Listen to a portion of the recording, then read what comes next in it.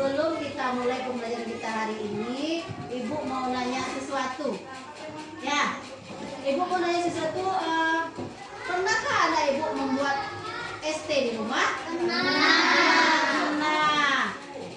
Kemudian untuk membuat ST itu apa saja yang pertama kali kita lakukan? Ayo, siapa yang tahu? Apa saja urutannya untuk membuat ST yang benar? Pertama-tama kita bikin dulu T-nya ya. Jadi ada urutannya sehingga nanti ST yang kita buat jadinya bisa enak.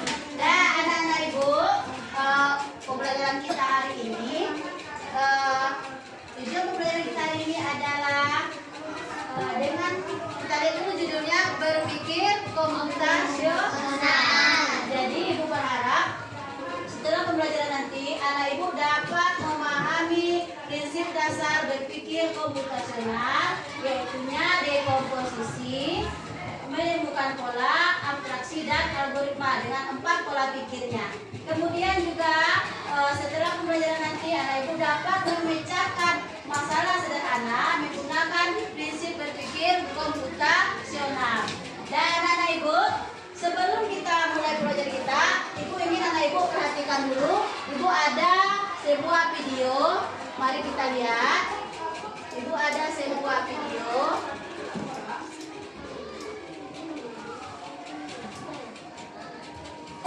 Nah, pada video ini kita menggunakan kecanggihan AI. Anak Ibu tahu itu apa AI?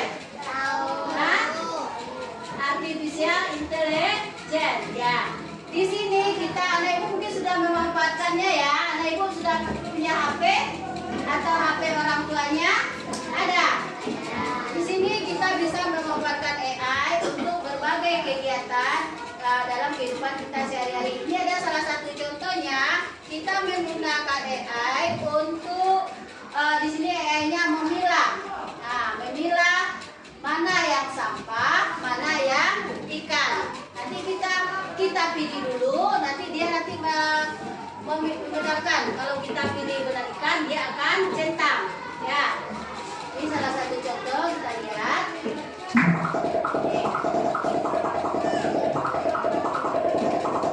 Ya, kita lihat ya. AI akan memproses gambar dan mengidentifikasi pola. Nih, nanti kita akan menandai mana yang ikan, mana yang bukan ikan sesuai dengan gambar. Ya, kita lihat.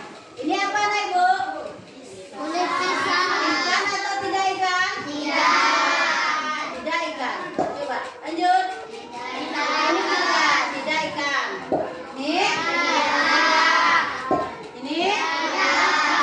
Ini apa? Ini kita lanjutkan. Ini apa, Nak Ibu? Itu tidak ikan. Ini ikan. Ya. Nanti robot ini bisa memilih mana yang ikan, mana yang tidak ikan. Dengan kecanggihan dari AI. Nah, anak Ibu, selanjutnya dari ini tadi, dari video yang telah Ibu tampilkan ini tadi, kita di sini bisa kita lihat di sini dia bisa menyortir ya. Dia bisa menyortir mana yang ikan, mana yang bukan ikan. Nah, jadi kita lihat di sini karena Ibu akan beri tugas ya. Nanti akan diberi tugas dalam kerja kelompok untuk menyelesaikan sebuah masalah yang berkaitan nanti dengan teks prosedur atau kita menurunkan sebuah langkah-langkah. Tapi sebelumnya di dalam kelompok nanti anak Ibu di sana memecahkan apa masalahnya dan bagaimana langkah-langkah menurunkan dari masalah yang nanti Ibu bagikan sama anak Ibu. Tapi sebelumnya kita pelajari dulu tentang apa itu berpikir komputasional. Nah, silakan kita perhatikan sebentar ya. Nah, kita menyampaikan materinya terlebih dahulu. Nih, kita lihat. Coba perhatikan Bapak Ibu. Berpikir komputasional adalah memecahkan masalah seperti komputer. Nih, berpikir komputasional bukan berarti kita harus jadi robot. Bukan berarti kita harus berpikir menggunakan kode-kode yang rumit atau kode-kode yang sulit ya. Di sini, berpikir komputasional adalah suatu metode atau cara berpikir yang memecahkan masalah rumit menjadi secara metodologis menjadi lebih efisien dan logis. Ya. Kemudian, nih, ada 4 pilar utama berpikir komputasional. Yang pertama adalah dekomposisi, yang kedua abstraksi, yang ketiga pengenalan pola, dan yang keempat algoritma. Nah, nanti Ibu akan jabarkan satu persatu. Kita lihat bersama-sama. Apa itu dekomposisi? Dekomposisi adalah proses membagi masalah yang rumit atau masalah yang besar menjadi komponen-komponen yang lebih kecil dan lebih mudah dikelola. Contohnya di sini, masalahnya adalah cara membuat nasi goreng. Mungkin ada ibu di rumah juga pernah coba ya. Jadi tujuannya di sini adalah agar masalah tidak terlihat menakutkan dan bisa diselesaikan satu persatu. Atau masalah ini bisa kita pecahkan dari yang sulit jadi komponen-komponen yang dari yang besar ke yang lebih kecil, sehingga dalam pembuatannya kita dapat mengurutkan sesuai dengan sesuai dengan urutan-urutan yang benar. Yang kedua kita lihat. Yang kedua adalah pengenalan pola. Nah, di sini adalah kemampuan untuk mengidentifikasi pola atau tren atau paralel dalam data di antara masalah-masalah kecil yang telah kita pecah tadi. Ya, tujuannya membuat solusi menjadi lebih efisien, dan jika kita menemukan pola, kita bisa menyelesaikan masalah serupa dengan cara yang sama. Contohnya ini. Nah, kita lihat ya.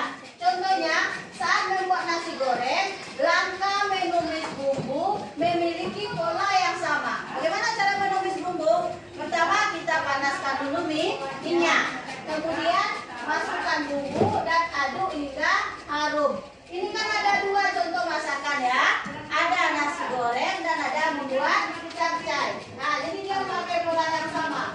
Nah, jadi polanya yaitu sama-sama diawali dengan menumis bumbu. Yang ketiga, nah kita lihat yang ketiga ya, Ibu. Abstraksi. Nih, abstraksi ini adalah prosedur untuk menghilangkan data yang tidak relevan atau berlebihan dan berkonsentrasi secara eksklusif pada fakta-fakta yang paling krusial. Tujuannya agar kita tidak bingung dengan informasi yang terlalu banyak dan bisa fokus pada inti masalah. Ini contohnya ya. Ini contoh sehari-harinya. Saat mengendarai sepeda, kita fokus pada cara mengayuh, menjaga keseimbangan, dan mengerem. Betul tidak? Anak itu pernah bersepeda? Sebelum kita bersepeda, ini kan kita harus fokus bagaimana cara mengayuhnya, bagaimana tubuh kita bisa seimbang, dan bagaimana nanti cara mengerem kalau ada kalau misalnya ada lawan di depan kita. Jangan sampai kita merem mendadak ya, Ibu.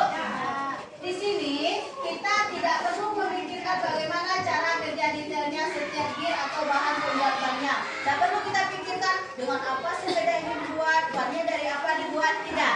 Yang perlu kita fokuskan adalah cara mengayuhnya, menjaga keseimbangan, dan mengeremnya nanti. Itu yang namanya abstraksi.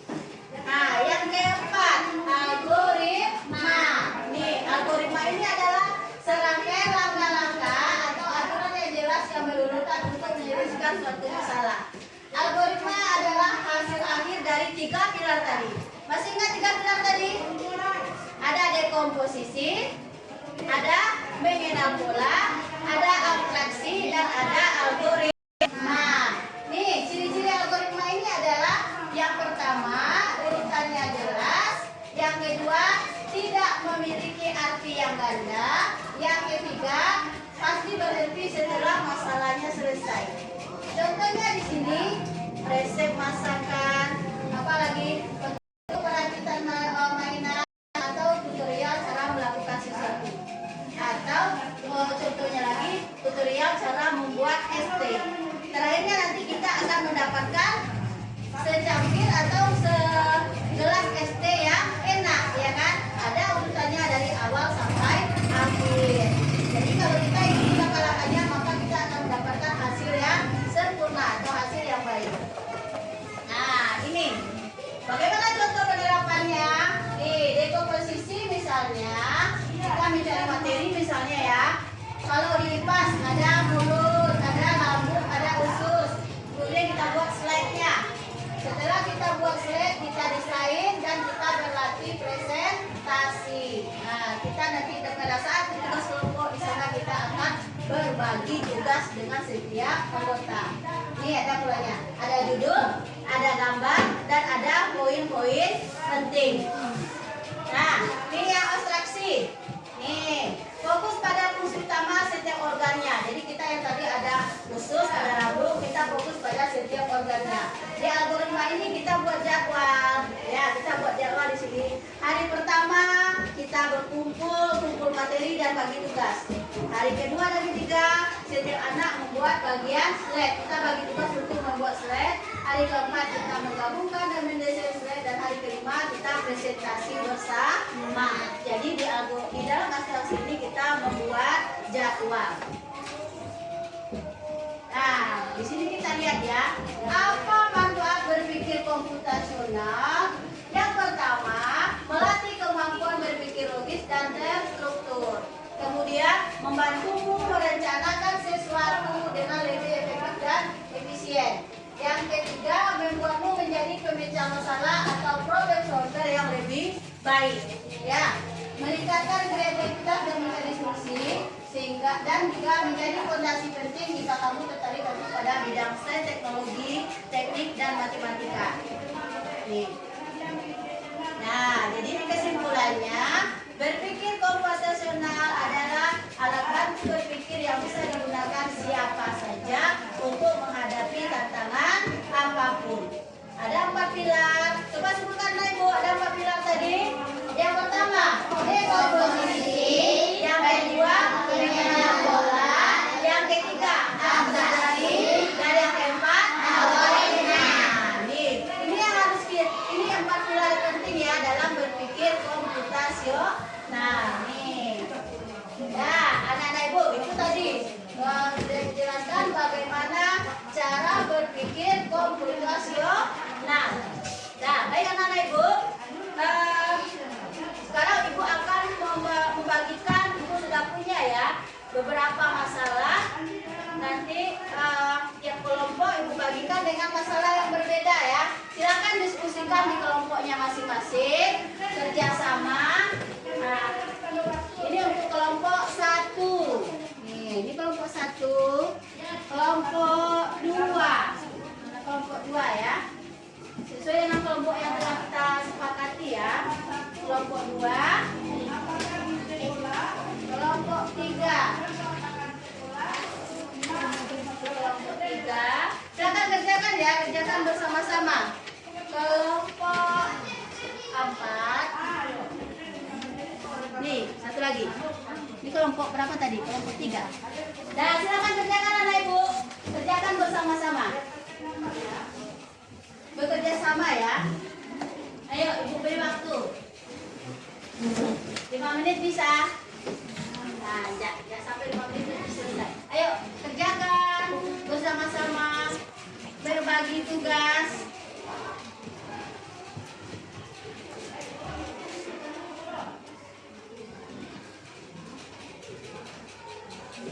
Silakan naik puisi ya, LKPD-nya ya.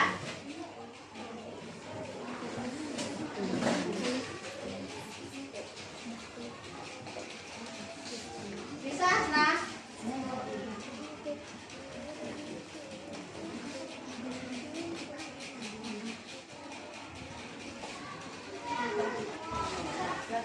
Silakan kerjakan, ayo. Kerjasama. Ya? Sudah siap anak Ibu? Sudah? Nah, baik. Karena sudah selesai semua? Sudah? Nah, mari kita sekarang akan menampilkan hasil dari diskusi masing-masing kelompok. Ayo, kelompok mana yang mau duluan tampil? Mana sesuai urutan atau kita acak? Kita acak. Kelompok mana yang mau apa? Mana yang duluan? Ayo, kita acak dari 1 dulu atau dari 5? Oh, dari 1 nggak jadi diacak, urut ya. Ya, kita persilakan untuk kelompok 1 ya. Silakan kelompok 1 untuk tampil membacakan hasil diskusi kelompoknya. Ya, yang lain dengarkan ya, Anak Ibu.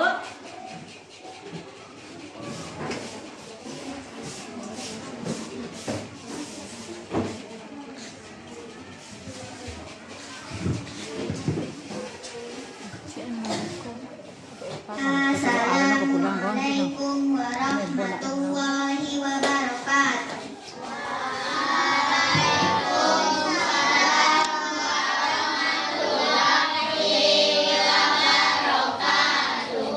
Baiklah, kami dari kelompok 1 akan membacakan hasil diskusi kelompok kami, yang mana kami diberi tugas untuk mengurutkan langkah-langkah cara membuat jus jeruk segar. Langkah-langkahnya adalah yang pertama, bahan-bahan yang dibutuhkan 3 buah jeruk, gula, dan es batu. Langkah-langkah membuat jus jeruk sesuai cerita. Siapkan 3 buah jeruk yang sudah matang, lalu potong jeruk menjadi 2 bagian dan peras airnya ke dalam gelas. Setelah itu, tambahkan 1 sendok makan gula dan setengah gelas air dingin. Aduk semua bahan hingga gula larut. Terakhir, tambahkan es batu jika kamu suka minuman dingin. Mengapa Dina menambahkan gula ke dalam jus jeruk? Supaya jus jeruk terasa manis dan segar. Demikianlah hasil diskusi kelompok kami. Kami tutup dengan Assalamualaikum warahmatullahi wabarakatuh. Nah, kita berikan tepuk tangan ya.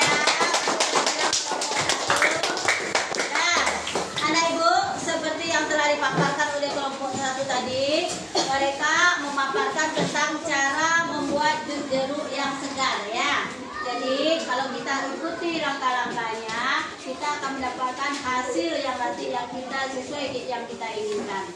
Nah, selanjutnya silakan untuk kelompok 2. Silakan paparkan hasil diskusinya.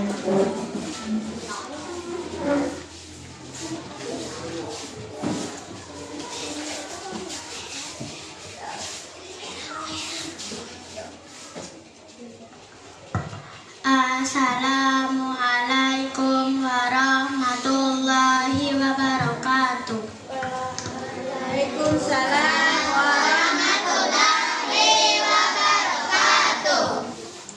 Baiklah, kami dari kelompok 2 akan membacakan hasil diskusi kelompok kami, yang mana kami diberi tugas untuk mengurutkan langkah-langkah cara membuat mie instan. Dan yang pertama, siapkan sebungkus mie instan, air secukupnya, dan alat memasak seperti panci dan kompor.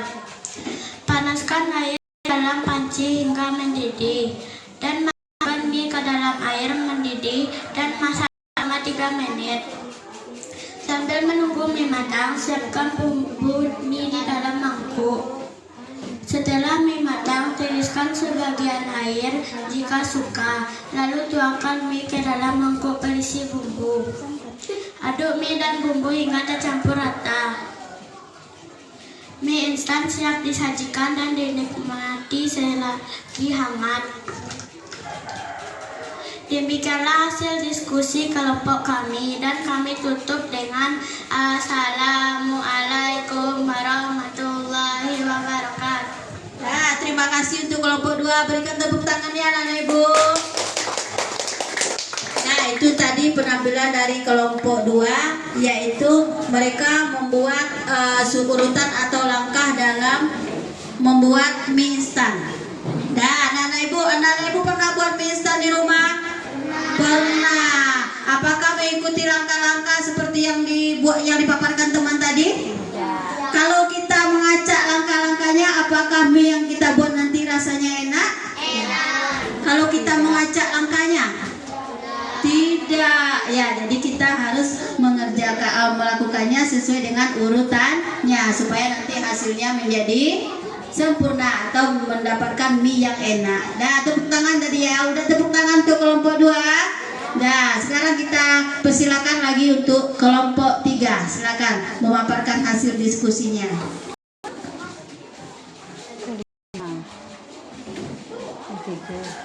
maju. Maju lagi.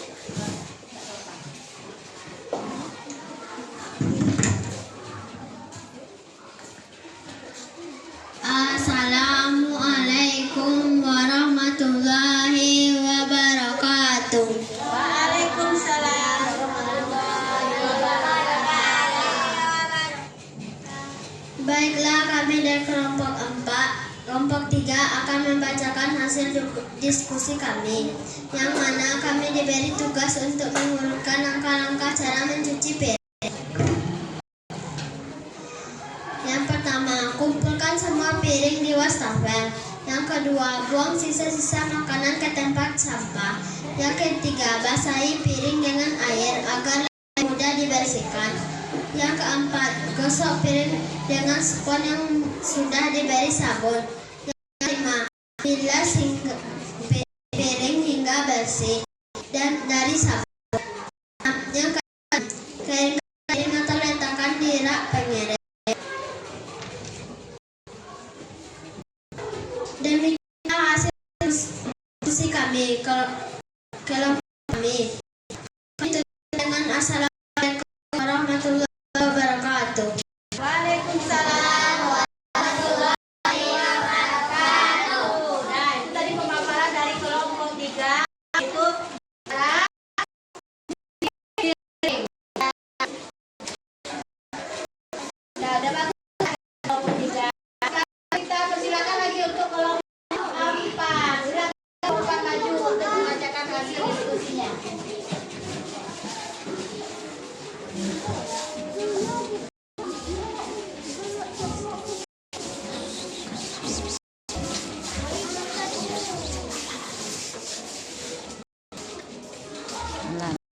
Assalamualaikum warahmatullahi wabarakatuh. Waalaikumsalam warahmatullahi wabarakatuh. Baiklah, kami kelompok 4 akan membacakan hasil diskusi kelompok kami, yang mana diberi tugas untuk mengurutkan langkah-langkah membuat jus mangga. Langkah-langkah pertama, kukus mangga dan potong dagingnya menjadi potongan kecil. Kedua, masuk potongan mangga ke dalam blender. Ketiga, tambahkan air dingin dan mangga ke dalam blender. Keempat, blender semua bahan hingga halus dan tercampur rata. Kelima, jika ingin lebih dingin, tambahkan es batu. Blender lagi sebentar. Keenam, tuang jus mangga ke dalam saji. Kemudian jus mangga segar selama 5. Demikianlah hasil diskusi kelompok kami. Kami tutup dengan assalamualaikum warahmatullahi wabarakatuh. Waalaikumsalam warahmatullahi wabarakatuh. Nah, satu lagi ya. Itu tadi kelompok 4 sudah memaparkan cara-cara membuat jus mangga. Ya, selanjutnya untuk kelompok 5. Silakan. Kelompok 5 maju ke depan.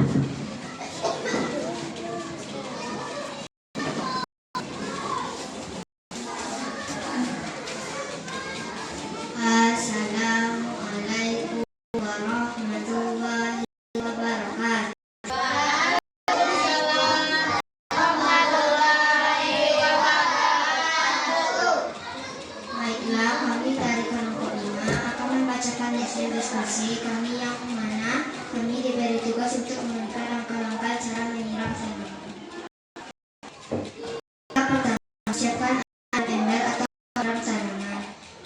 2. Bawa air ke tempat tanaman. 3. Angkat penyiram tanaman dengan hati-hati. 4. Siramkan air secara ke tanaman. 5. Pastikan semua tanaman mendapatkan air yang cukup. 6. Letakkan penyiram di potnya. Demikianlah hasil diskusi kelompok kami. Kami tutup dengan assalamualaikum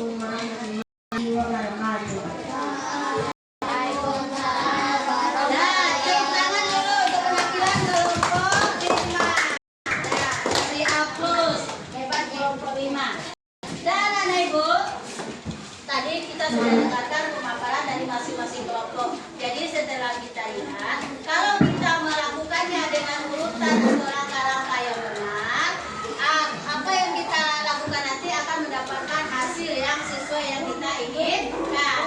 Ya, kalau langkah-langkahnya diacak, sudah pasti nanti hasilnya beda ya, tidak sesuai nanti dengan yang kita inginkan.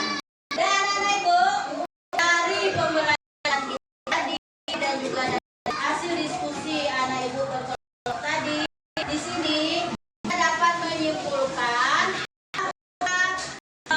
dengan algoritma atau dengan urutan langkah yang benar, kita menyelesaikan masalah secara teratur dan efisien. Dan kemudian di sini ibu mau tanya, apa anak-anak ibu, apa manfaat yang anak dapatkan dari pembelajaran kita tadi, atau hal baru apa yang telah anak ibu dapatkan dari pelajaran kita hari ini? Siapa yang mau? Kita mendapat. Nah, silakan. Manfaat pembelajaran kita meningkatkan kemampuan pemecahan masalah dan masalah yang rumit menjadi yang sederhana, dan kita dapat memudahkan kita untuk memecahkan masalah sehari-hari menjadi lebih efisien dan terstruktur. Nah, betul sekali. Setuju anak ibu? Jadi, dengan belajar tentang berpikir secara komputasional dengan menggunakan algoritma, kita dapat menyelesaikan masalah sehari-hari dari masalah yang sulit menjadi masalah yang lebih logis, terstruktur dan teratur. Dan anak ibu, sekian pelajaran kita hari ini.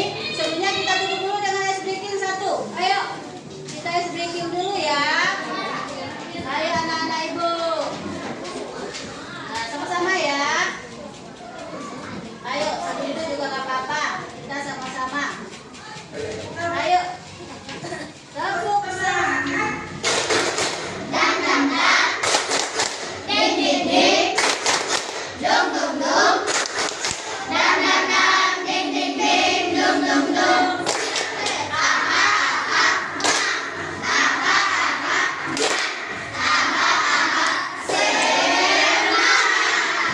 Nah, mudah-mudahan anak ibu bersemangat dengan pelajaran yang telah kita lakukan hari ini, dan ada hal nanti yang anak ibu bisa lakukan dan bisa cobakan nanti dalam kehidupan sehari-hari. Mungkin untuk hari ini sampai di situ dulu pembelajaran kita. Nanti kalau anak ibu yang pulangnya di jalan menyeberang jalan, hati-hati ya. Kalau yang berjalan kaki, berjalanlah di sebelah kiri. Ya, ibu mendoakan anak ibu bisa sampai di rumah dengan selamat, dan